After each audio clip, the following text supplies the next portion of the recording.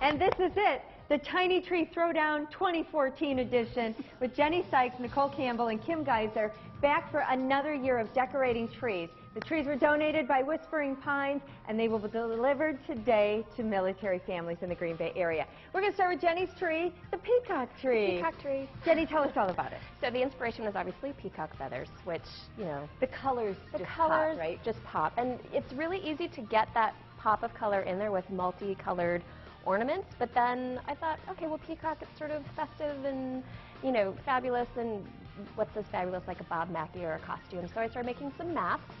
So I finished off my tree with a mask that I made with just some hot glue and little bedazzled type things, and then added all of these feathers, layering in some of the secret touches, a little nest with peacock eggs, and the handmade lights that I embellished with silk flowers. So just very elegant, very fun, full of little surprises. And then, of course, the peacock feathers, which you want to maybe stockpile these.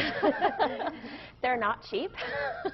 But once you have them and you add them in, if you want to just continually do it so that you have that added layer of the feather, and then you see those little eyes popping out. And I know you didn't want to give up that mask, but it looks beautiful on the treetop as the tree topper, and someone's going to be really excited to get your tree. Thanks, Jennie. You're welcome. Nichole is next.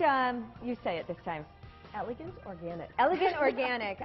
Nichole from Petal uses a lot of florals and organic stuff, things from, you know, she just goes in the woods and she starts making things. I collected some of the pine cones myself.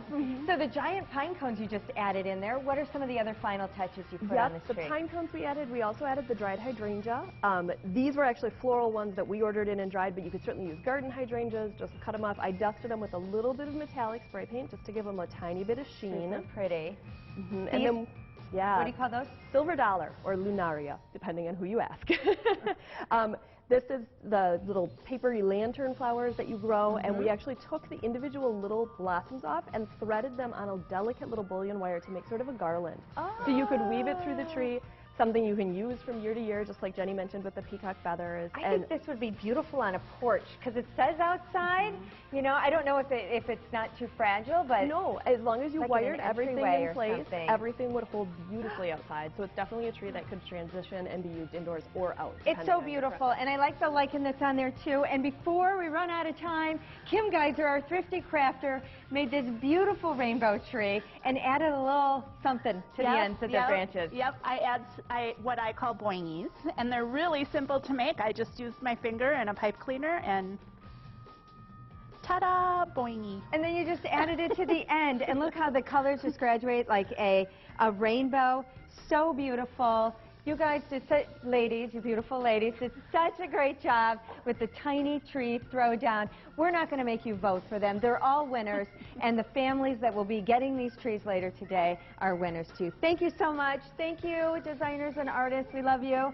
And there you have it, 2014. Done. Pete's outside on the weather deck. Hey, Pete. You did so much work, Rachel. Now you have to get to those trees on the weather deck. Yes, I will. I will. Now, you know what? That's a great thing that you do with those trees, and they go to families that are surprised every year. So that's fantastic work. Wow.